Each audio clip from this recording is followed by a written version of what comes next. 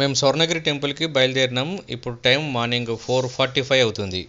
Road అంతా చీకటిగానే ఉంది. ఇంకా మేము హైదరాబాద్ నుంచి వెళ్తున్నాం. భువనగిరికి 3 కిలోమీటర్ల ముందే యూటర్న్ తీసుకోవాలి. మెయిన్ రోడ్డు దగ్గర ఇలాంటి గుడికి సంబంధించినటువంటి తోరణం కనిపిస్తుంది. ఇక్కడ నుంచి లోపలికి వెళ్ళిపోవాలి. మెయిన్ రోడ్డు నుంచి గుడి వరకు దాదాపు 2 కిలోమీటర్ల దూరం అయితే ఉంటుంది. భువనగిరి బస్టాండ్ నుంచి ఆటోస్ కూడా అందుబాటులో ఉన్నవి. ఒకరికి 50 రూపీస్ అయితే తీసుకుంటారు. ఈ టెంపుల్ సికింద్రాబాద్ రైల్వే స్టేషన్ నుంచి 45 కిలోమీటర్ల దూరంలో ఉంటుంది. 1.5 అవర్ నుంచి 2 అవర్స్ మధ్యలో వెళ్ళిపోవచ్చు. ప్రముఖ వ్యాపారవేత్త మానేపల్లి రామారావు విజయలక్ష్మి దంపతుల కోరిక మేరకు వారి కుమారులైన మురళీకృష్ణ గోపీకృష్ణ నేతృత్వంలో ఈ గుడి నిర్మించబడ్డది. శ్రీ పద్మావతి గోదాదేవి సమేత శ్రీ వెంకటేశ్వర స్వామి వారి ప్రాణప్రతిష్ఠ 6 మార్చి 2024 ఉదయం 11 గంటల 6 నిమిషాలకు జరిగింది. ఈ ప్రాణప్రతిష్ఠ కార్యక్రమం శ్రీ శ్రీ శ్రీ త్రిదండి చిన్న శ్రీమన్నారాయణ రామానుజ జీయర్ స్వామి వారి పర్యవేక్షణలో జరిగింది. ప్రస్తుతానికైతే ఇదంతా మట్టి రోడ్డే ఉంది. ఇంకొంచెం ముందుకు పోవాలి మనం. మానేపల్లి కొండ మీద 22 ఎకరాల స్థలంలో ఈ గుడిని నిర్మించిర్రు. గుడి మనకు ఇక్కడ నుంచి చాలా క్లియర్గా కనిపిస్తుంది. ఇంకొంచెం ముందుకైతే వెళ్ళాలి. ఇది తిరుపతిలో ఉన్నటువంటి గుడిని పోలి ఉంటుంది కాబట్టి దీన్ని చిన్న తిరుపతి అని కూడా పిలుస్తారు. ఇది తెలంగాణలోనే అతిపెద్ద వెంకటేశ్వర ఆలయం. మాటల్లోనే గుడి వచ్చేసింది. Hello friends, welcome to travel with ఉషాకర్.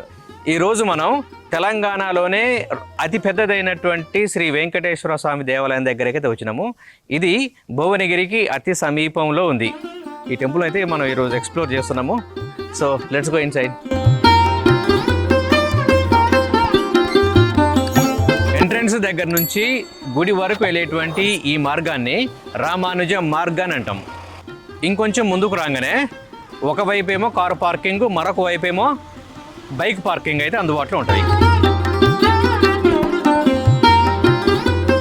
Swarnagiri Shri Venkateswara Swamy Devasthanam Manepalli hills మీద ఉన్నది కాబట్టి ముసలివారు కావచ్చు, ఫిజికల్లీ హ్యాండిక్యాప్డ్ వాళ్ళు కావచ్చు, ఈ కొండ ఎక్కడం అనేది కొంచెం కష్టంగా ఉండొచ్చు. సో వాళ్ళని దృష్టిలో పెట్టుకొని ఇక్కడ వీల్ చైర్ తర్వాతకి బ్యాటరీ కారు కూడా అందుబాటులో ఉంచారు. ఎవరికైనా మనం గ్రాండ్గా వెల్కమ్ చెప్పామనుకోండి, వాళ్ళు ఏమంటారు, నిజంగా మాకు బ్రహ్మరథం పట్టారంటే అంటారు కదా. అదేవిధంగా ఇక్కడికి వచ్చేటువంటి భక్తులకు బ్రహ్మరథం పట్టడం కోసం సింబాలిక్గా ఇక్కడ ఒక బ్రహ్మరథాన్ని కూడా ఏర్పాటు చేశారు. కంప్లీట్గా అది శిలతో ఏర్పాటు చేయబడ్డటువంటి బ్రహ్మరథం. సో దీని గనక కొంచెం ముందుకు గనక పోయినట్టయితే శ్రీవారి పాదాలు కనిపిస్తవి. మనకు కనిపిస్తున్నారు కదా, అక్కడ జనాలు చాలామంది ఉన్నారు కదా, అదే శ్రీవారి పాదాలు. ఈ బ్రహ్మరథం రామానుజ మార్గ్ తర్వాతకు ఉంటుంది. So let's go.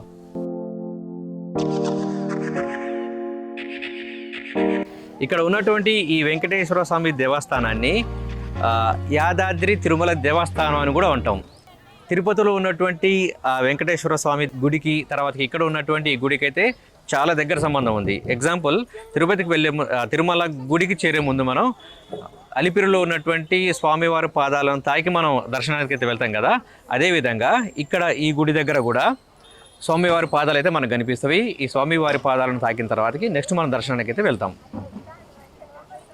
స్వామివారి పాదాలకు ఇరువైపులా జయ విజయ ద్వారపాలకులు కూడా కనిపిస్తారు. వీళ్ళు సూచి ముద్రతో కనిపిస్తారు. దీని అర్థం ఏంటంటే గుడి లోపలికి వెళ్ళేటప్పుడు పవిత్రమైనటువంటి భక్తిభావంతో వెళ్ళాలని అర్థం.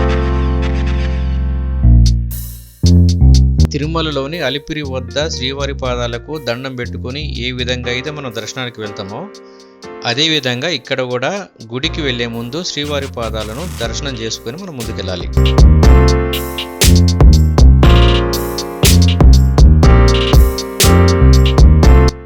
ఎంతన్నా కొబ్బరికాయ? 40.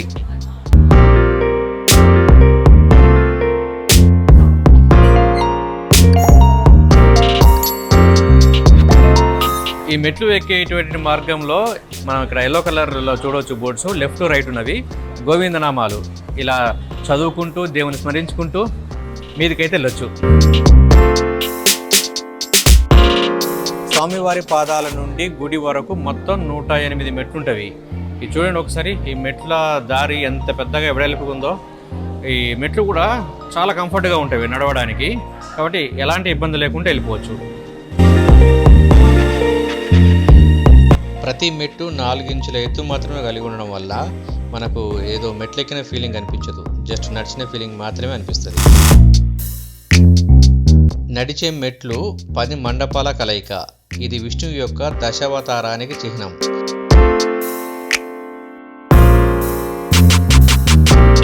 ఒక్కో మండపం మీద ఒక్కో అవతారానికి సంబంధించినటువంటి చిత్రాలను మనం చూడొచ్చు.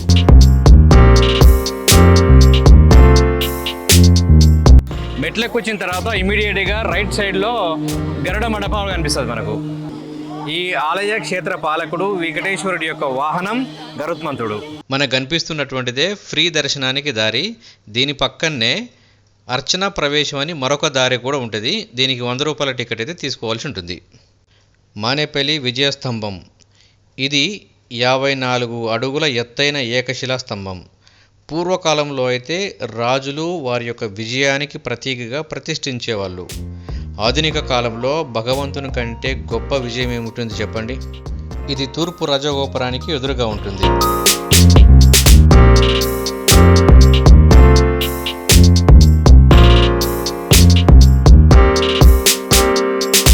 మనకు కనిపిస్తున్నటువంటిదే స్వామివారి రథం. ఇది కంప్లీట్గా కర్రతో తయారు చేయబడేటువంటి రథం.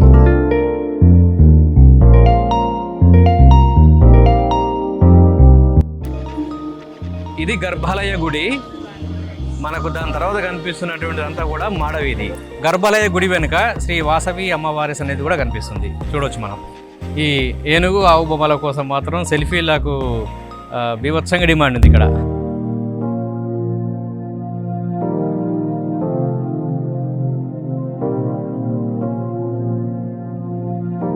సాధారణంగా ప్రతి ఆలయానికి గోపురాలు ఉంటాయి. ఈ ఆలయానికి 4 గోపురాలు ఉన్నాయి. అసలు గోపురం అంటే మీనింగ్ ఏంటి? గో అంటే ఒక మీనింగ్ ఏంటంటే రక్షించున్నది అని అర్థం. గోపురం అంటే పురమును రక్షించున్నదే గోపురం. ఈ ఆలయానికి 4 గోపురాలు ఉన్నాయి. ప్రతి గోపురానికి పేరుంటుంది. మనకు కనిపిస్తున్నటువంటిదే తూర్పు రాజగోపురం. ఈ ఆలయం మొత్తానికి ఇదే మహాగోపురం. భక్తులు ఈ తూర్పు రాజగోపురం గుండానే ప్రవేశించి దేవుని దర్శనం చేసుకుంటారు. దీనిని త్రైలోక్య మల్ల రాజగోపురం అని పిలుస్తారు. త్రైలోక్య మల్ల అనేటువంటి పేరు ఎలా వచ్చిందంటే, ఈ భువనగిరిని చాలామంది రాజవంశీయులు పరిపాలించారు. దాంట్లో కళ్యాణి చాళుక్యులు ఒకరు. ఈ కళ్యాణి చాళుక్య వంశానికి సంబంధించినటువంటి మొదటి సోమేశ్వరుని యొక్క బిరుదే త్రైలోక్య మల్ల. ఆయన పేరు మీదుగానే ఈ తూర్పు రాజగోపురానికి ఆ పేరు పెట్టారు. మనకు కనిపిస్తున్నటువంటిదే దక్షిణ రాజగోపురం. దీనినే త్రిభువన మల్ల రాజగోపురం అని కూడా అంటాం. త్రిభువన మల్ల అనేటువంటి ఈ పేరు ఎలా వచ్చిందంటే, కళ్యాణి చాళుక్య చక్రవర్తి అయినటువంటి 6వ విక్రమాదిత్యుని యొక్క బిరుదే ఈ త్రిభువన మల్ల అనేటువంటి బిరుదు. ఆయన యొక్క బిరుదు పేరు మీదుగానే ఈ దక్షిణ రాజగోపురానికి ఆ పేరు పెట్టారు. ఈయన త్రిభువనగిరి అనేటువంటి ఒక పట్టణాన్ని కూడా నిర్మించిండు. కాలక్రమంలో ఈ త్రిభువనగిరే భువనగిరిగా మారిపోయింది. ఈ గర్భాలయ గుడి ప్రాకారం చుట్టూ కూడా శంకుచక్ర నామాలతోటి వెంకటేశ్వరుని యొక్క నామాలతోటి నిండి ఉంటుంది. మనకు కనిపిస్తున్నటువంటిదే పశ్చిమ రాజగోపురం. దీనికి భువనైక మల్ల రాజగోపురం అనేటువంటి పేరు. ఇది పశ్చిమ చాళుక్య రాజు అనేటువంటి 2వ సోమేశ్వరుని యొక్క బిరుదు.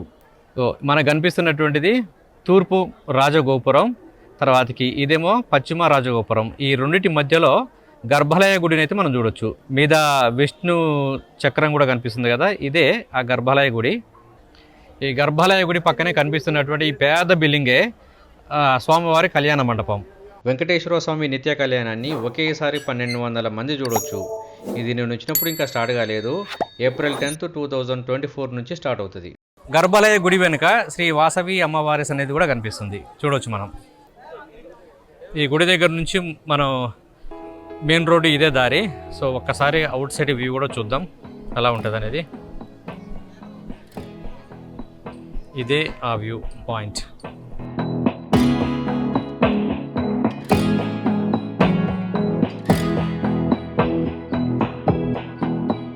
ఇదే మెయిన్ రోడ్డు.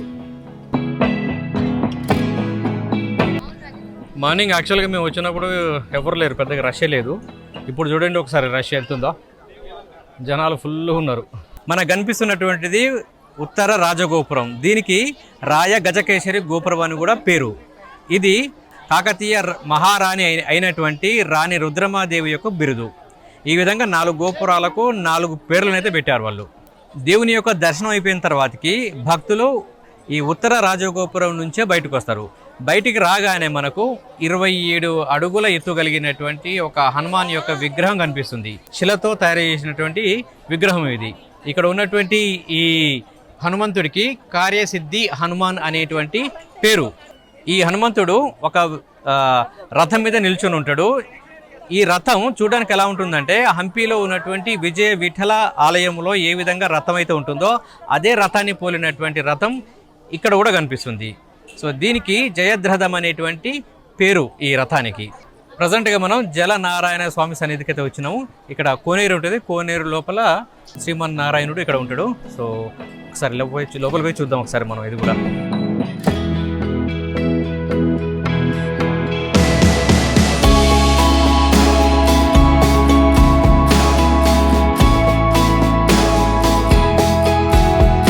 ఈ నీటి లోపల శయనిస్తున్నటువంటి విష్ణుమూర్తి యొక్క విగ్రహం ప్రజెంట్ ఇక్కడ చూస్తున్నాం కదా, ఇలాంటిది కేవలం నేపాల్లో మాత్రమే ఉంది, ఇంకెక్కడ లేదు. మళ్ళీ తర్వాత ఇక్కడ మాత్రమే ఉంది.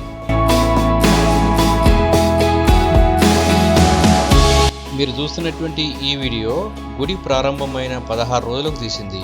ప్రజెంట్గా గర్భాలయ గుడిలోకి కెమెరాను అలో చేయట్లేదు కాబట్టి నేను తీయలేకపోయాను. ఇది లక్ష్మీ నరసింహస్వామి మండపము. దీని నిర్మాణం ఇంకా పూర్తి కాలేదు, పూర్తి కావాల్సింది.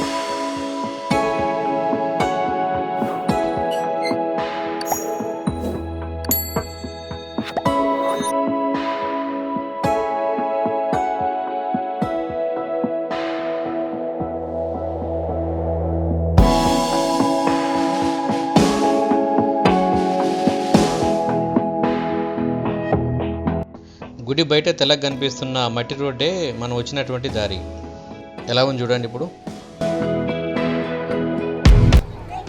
ఇవో సెల్ఫీ తీసుకోవచ్చు ఈ విధంగా. తర్వాతకి పిల్లల ఎంటర్టైన్మెంట్ గేమ్స్ కూడా గట్టిగా ఉన్నాయి ఇక్కడ. చూడండి పిల్లలు ఏ విధంగా ఆడుతున్నారో.